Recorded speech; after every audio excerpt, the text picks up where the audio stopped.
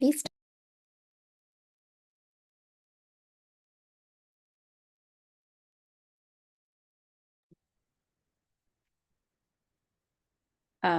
Welcome, Hariji. Please start.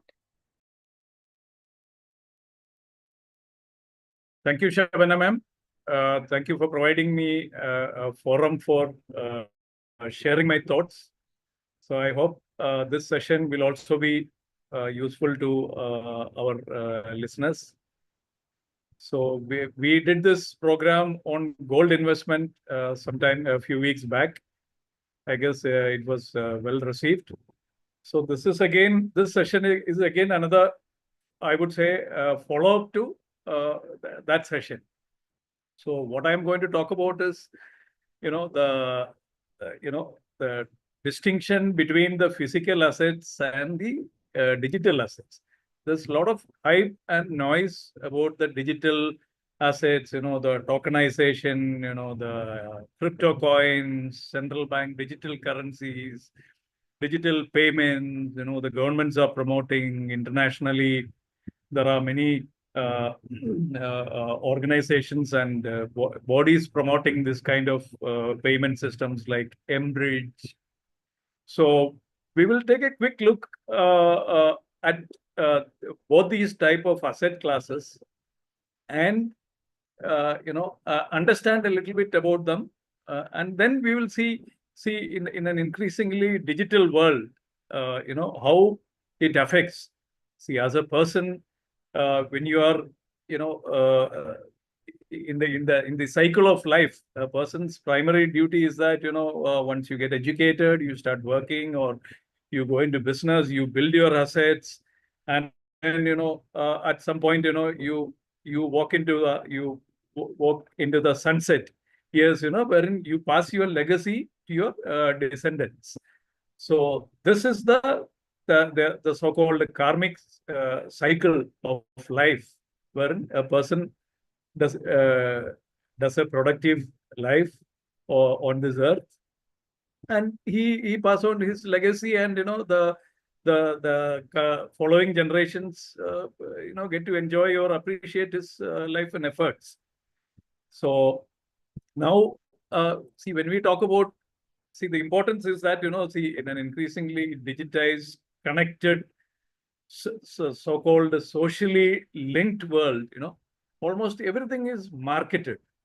And according to Elon Musk, 50% of the social media is controlled by bots. Bots means nothing but very highly programmed algorithms. So those are at the back end. Needless to say that they are manipulated to suit the people who control those algorithms. So that is the kind of world we are living in. The media and the social sphere wherein we get our information, and probably our advisors on things like assets and investments and even financing, are all manipulated by these algorithms and their patrons.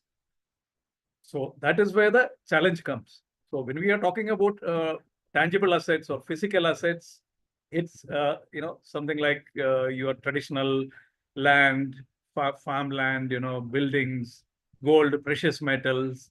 So anything which you can touch and feel personally, or the traditional form of investment, is what we call the tangible assets. So they have their own advantages. Advantages is that, see, this the first thing is that, it cannot be manipulated much, because these are all tangible and not easily accessible through. It has got its own entry barriers and stuff like that. But now coming to the world is getting more and more complex.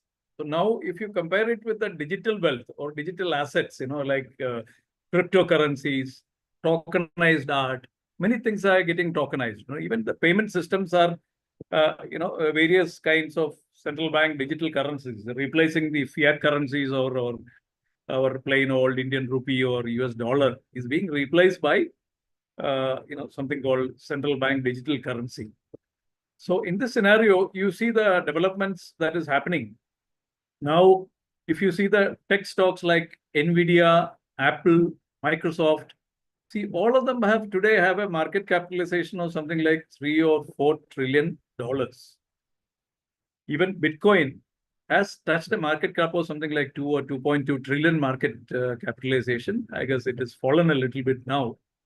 But these are, you could call it, the companies I mentioned are, they are heavily invested in the artificial intelligence, chip making and, high-end technology and stuff like that. But now you see, you look at gold now. Gold market capitalization is hit at the latest prices at around 30 trillion US dollars. Much bigger than, it's almost slightly bigger than the GDP of the United States. And the tech, the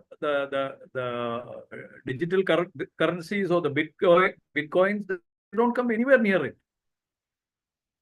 You see, isn't it a bit ironic that, with so much of noise, but the traditional investments in physical assets keep climbing. And when you talk about your ancient investment in land or buildings, which we call as real estate, is the biggest asset available now, even though it is not centrally controlled or traded like the stock market or cryptos or other forms of digital assets. So the global real estate stands at something like $654 trillion or something. So that is an interesting thought, isn't it? So there is so much of technological disruption, there is so much of social engagement through the media, social media, and other various digital platforms and connectivity. There is the traditional investment modes are not losing its relevance. So what I am trying to stress in this podcast is that especially the youngsters. So many of them, they ignore the traditional form of investments. They focus because more on the digital forms of investment and asset making. I mean, which is certainly innovative, and it has got its own advantages. Like you can entry barriers are less. You can there is some amount of inclusivity in that. The sense, if you have $10, you can buy some tokens and stuff like that, a tiny fraction of cryptocurrencies and stuff like that. But that's only one other side of it. When you take the overall look at your own life cycle and your assets long lasting value, it's important that we distinguish it. Now you look at the gold and you see that gold and silver, the precious metals in general, despite all the boom happening in the stock market. See, world over, the stocks are hitting at the highest rates. Standard and Poor, Nasdaq tech stocks, Dow Jones Industrial Average. If you're in India, Indian BSE Sensex and Nifty 50, all of them hit at an all-time high. Gold has hit an all-time high of $4,500. It's corrected a little bit due to profit taking, probably. Isn't it? It's a bit interesting. So these are all, it doesn't, because the investment and money doesn't happen this way. Usually it's inversely proportional, in the sense when the boom happening in the stock market, the money flows that way. The precious metals or non-yielding, commodities like gold or silver get sidelined, or rather they remain, range bound or in the grip of bear traders. But now everything is booming. So that is the interesting part of it. So now, see, as you can see, the physical investments like land and buildings or gold, they are the perfect hedge against inflation. See, in a world disrupted by technology, you see the kind of developments happening in the artificial intelligence is mind-boggling. So we tried out, in my line of work, we have something called agentic AI being implemented at various levels of customer engagement sales points. Something which takes months or even years to train a salesperson or a customer service representative. The AI bot, a voice bot, supported by AI backend, it can learn in a couple of days, and it can do a much better job in a short period of time. Even it is to the extent that the old robotic voice of the voice bots have changed now. Now it can change its intonation, it can change its tone, even it can program it to add some amount of emotion and sentiment and stuff like that.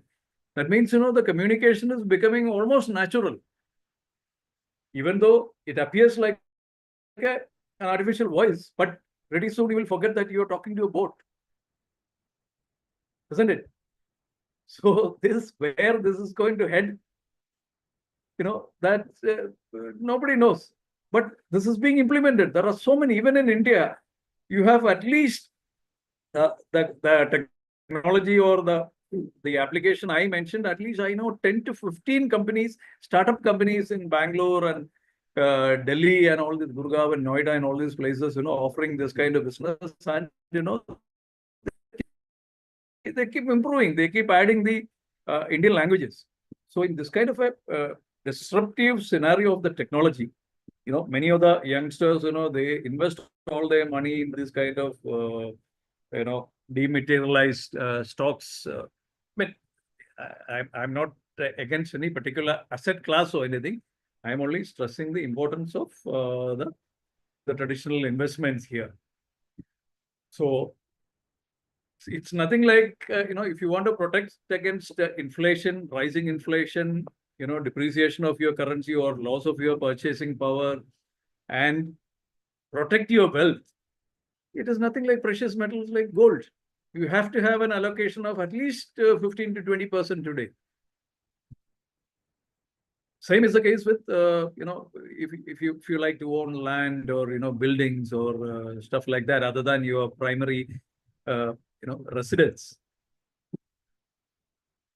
So that's what the data shows. The world over, the elite, people who have better information, people who are better connected, people who are behind all these algorithms and or connected with the people who actually build technologies and frame the rules of this new world, which may be shaped by technology, fintech, or stuff like that.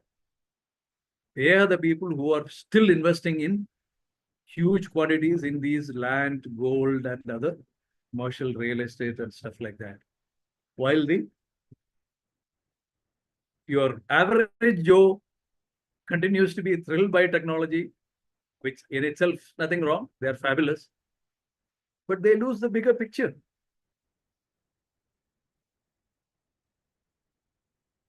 And see this, why these elite continue to invest in these, tangible assets is that, despite all the advancement, technology can still disrupt you. In the sense, we don't know which direction it is taking. Tomorrow, another development can happen. Maybe when in the US companies, invented the AI and stuff like that, it was at a very high cost. When China launched its own AI, it was at a fraction of that cost. So that is how the disruption comes, and the risk also. But your tangible assets, they are unique and can be duplicated easily, can be hacked by the cyber criminals or affected by the shift in technology and stuff like that. Now, of course, if everyone is fascinated by the digital currency, how fast you can invest, how low the entry barrier to those investments are, even the trading fees or the transaction costs minimal, you can within your own budget, it's a sort of, that's why they say that, it's kind of an inclusive investment. You're on $100, you can make a whatever a fraction of an investment in a Bitcoin. So some kind of digital inclusion or democracy is involved. Probably the youngsters who are in their formative years, when they are fascinated by all such in an idealized utopian world, they are probably fascinated by all this transparency because blockchain based, you can verify the transactions and cannot be manipulated. And of course, since there is innovation involved, returns are also very high. It offers you a kind of a unique investment vehicle, but they are marked by the very high volatility. You can see if you follow the Bitcoin, you can see the volatility, how it's going up and down. And regulatory scenario, nobody has a clue which way it's going. Many countries have, put some restrictions on the trading and investments in the cryptocurrencies. But now the new president of the US, he's passed a law called Genius Act, in which the stable coins are legalized, which are used typically for investment into the cryptocurrencies. I guess he himself is a heavy investor into many of these cryptos. So all these things are a little scary. As a ordinary person, as George Carlin said, it is all one big club, the club of the elite and the people who control the world, the oligarchs or the tech moguls or the financial chieftains, and you are not in it. That is the whole point. It's one big club and you ain't in it. That's what George Carlin said. But no, that is an absolute truth. How far the people realize in the this fact, in the clutter and the clamor of the daily communication overload and the paid propaganda, that is what is concerning me, or it should concern everyone, especially the youth. So these two asset classes, there's no harm in investing in this kind of, the innovative fintech based or new kind of investments. But you should assess your risk capability, how much you can allocate to that. That is something nobody will advise in the hype of these new technology and innovation.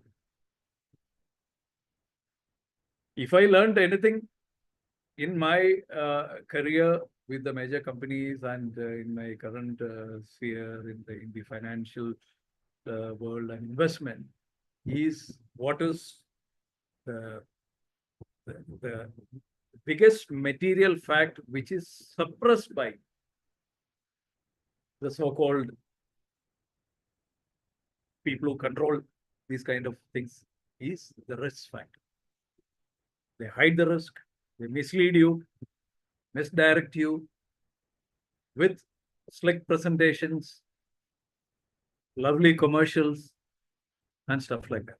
So it's important that we understand. You have to see where the elite are investing. Common man, unfortunately, is the last one to enter, whether it is stock market, real estate, or whatever the new form of investment. By the time he enters, information had already percolated, and the people who control the algorithms have already, made their profits and exited, leaving you with the risk and the loss to suffer. So this unknown factor, that is the biggest, that should be the biggest source of concern when you talk about the digital assets and the new technology-based asset classes.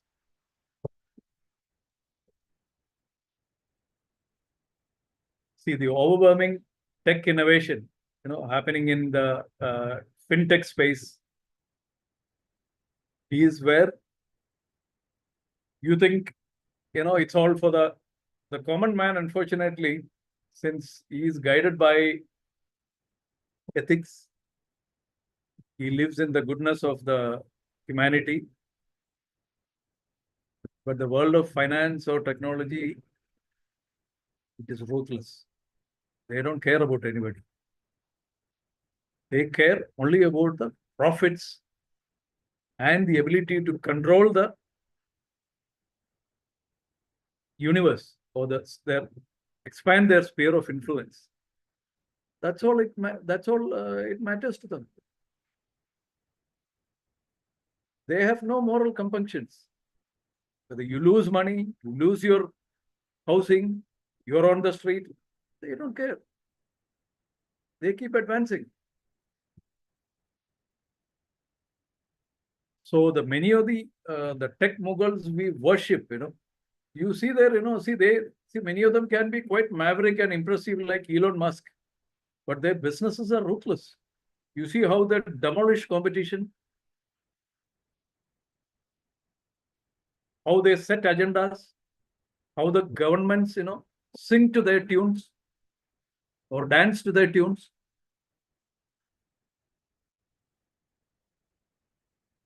They frame the rules in which you and I operate.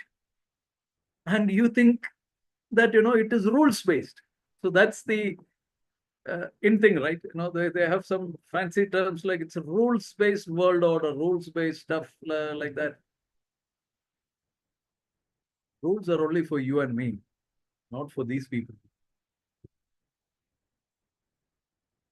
They frame all this. They set the game. They set the algorithm and you play. They decide when to stop, when to play, who to manipulate. That's how it works. Now, add to this complexity, you see the authoritarianism creeping all over the world. If you see the post-World War II, which was an epochal event, post-Second World War, due to the rapid, the depletion of the human population, especially male population, there was a conscious effort to bring in, a sort of second industrial revolution and, build economies, especially in the West and in America. They did that. Huge increasing number of women came to the workforce. They entered. You could call it the post-industrial world. All around prosperity happened. Mostly, almost all over the world. But again, as the capitalism reared its ugly head, the income inequalities and the problems plaguing the world have started increasing. We are talking about the late 80s, 90s, when the tech revolution started. Dot-com burst, 2008 financial crash. All these have made huge number of people, and the populations are disenfranchised, marginalized. So again, on one side, a huge wave of leftist, social or centrist leftist, what kind of politicians came to the power in the major economies of the world. This continued for a decade or two. Now, this was marketed as international, trade or globalization and such fancy terms like that. So then comes the last decade or so. The trend started reversing due to the countries, the welfare states in the Europe and even in America.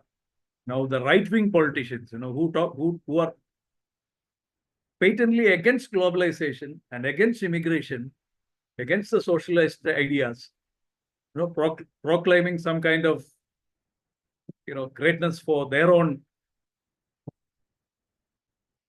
heritage or whatever the legacy they claim to have come into power now. That wave is happening now. But the point is that, so this is where the game gets deadly. So now you merge this big tech, big finance with an authoritarian government. You have a deadly compilation of a surveillance state, which is tracking not only your movements, they are tracking even your financial transactions. Increased taxes. They don't miss any opportunity, any avenue to tax you to death. This is not an isolated event limited only to the US or to certain states or even to India. The governments which promised a utopian world of equality, peace, prosperity for all, what are they doing? They're favoring these tech finance moguls, and they are taxing you to your extinction. And what are we doing? We have sold cryptos, digital stuff, tokenization, such fancy stuff.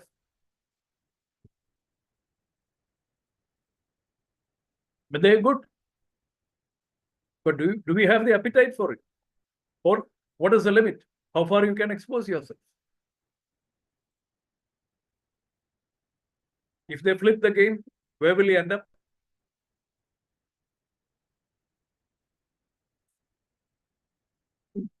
So now,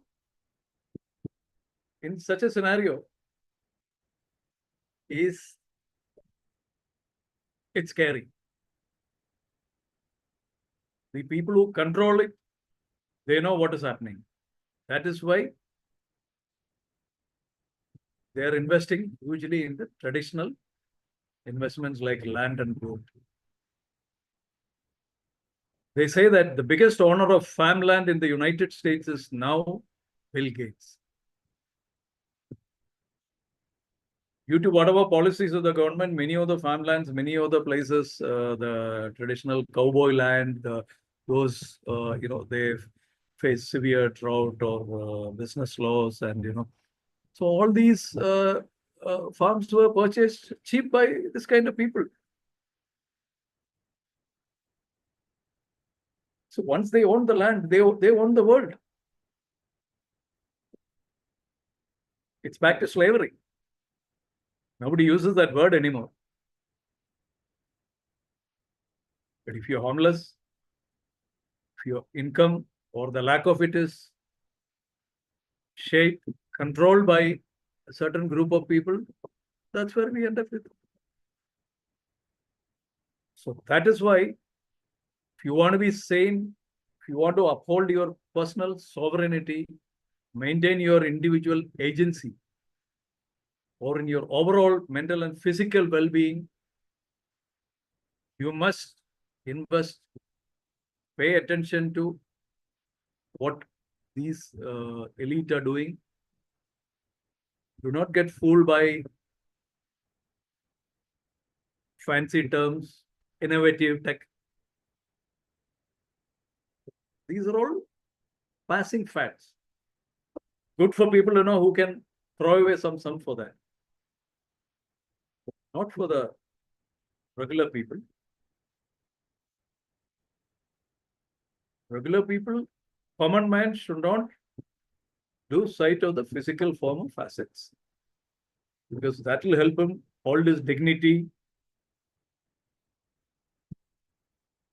maintain his financial status, can be collateralized easily in case of financial exigency. Of course, it's got its own disadvantages in the sense, it requires some maintenance. The entry barriers is high. You need a large sum to invest in land and buildings. Even precious metals have become very expensive, but you must. There are many uh, companies, organizations offering this kind of alternative investments. Take a look at that, try it out, get a feel of it, because human greed and inherent vileness of the people will not vanish from this world. They will feed you with all kind of utopian world of equality, prosperity, sweetness. Never going to come. But today, what is in short supply? So why are people unhappy? When decades ago, when social media was not present, we used to go out to clubs or family functions and social gatherings and get connected with people. Human beings are basically social animals. We need to talk. We need to have bonding with other humans. We are not an algorithm controlled token or whatever, or a cog in the wheel, or a part in a matrix which revolves according to the algorithm. So we are an individual with individual agency. So all this is being lost in this manipulated algorithm. People are being, see, it's easy to control the population which is lonely. If you are bonded in your community, it's not easy to take you down. So once you're alone, you're isolated, you're lost in the digital, nomadic life, you can be hunted down easily. Your assets will be taken by them. Government with one decree, they can seize your assets, which is happening in the US now. The bank bail, they call it bail-ins now. In the 2008 financial meltdown, the big banks like Citibank, JP Morgan were bailed out in the sense, the taxpayers' money or the government money, the taxpayers' money was freely injected into these banks which had gone bankrupt and were revived. Now they say that, they cannot do it anymore because of the depreciated dollar and stuff like that. They may be in the process of doing something called a bail-in. That means, they freeze your money. You hold your money in the bank. Moreover, the government freezes it with a decree. Can't touch your money. That's gone. That's digital. But if you hold physical metal, gold, silver, land, farms, you protect it, cannot be so easily taken away. So that's why it's absolutely important that, to maintain your sanity and peace and individual agency, we must all clearly distinguish between these two forms of asset classes and stay invested in the physical assets. You can have some exposure to the new innovative instruments if you have the ability to assess the risk or limit your exposure. Otherwise, as they said, it's one big club, George Carlin said, and you ain't in it because you don't frame the rules. By the time you learn to play, they would have changed the rules of the game. You lose anyway. The game is rigged. That's how it works.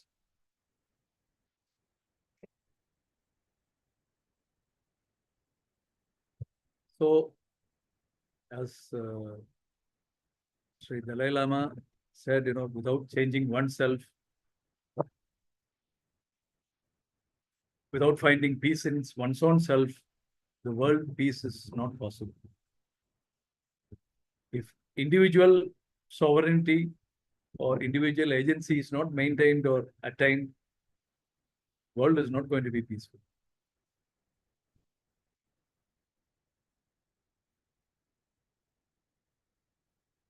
So I guess this has provided some clarity into this. It's a very complex topic. You can argue, various ways. But essentially, that's how it is.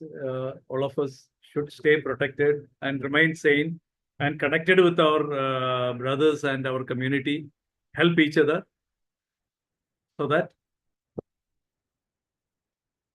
we live our lives well spent with dignity and peace. Awesome. Yes, ma'am. Anybody? Yeah, I think the community asset is very important. Yeah. Yeah. Because see, that is an often overlooked one. No? So today, if you see, they are deliberately discouraging you from that. Yes. You see the children. I mean, why talk about children? I mean, they may be young. You see, even in a typical household, you see the parents also. Parents are engaged in their own scrolling of the social media. Yeah. And there's hardly any bonding or any talk. Same thing happens in public spaces, offices, social forums. Yes. Yeah. So the whole social interaction is limited. Exactly. Yeah. It is by design. That's what it is increasingly apparent. And though we are facing more and more challenges after COVID, like, social interactions have dropped. At the same time, social problems have increased. Exactly.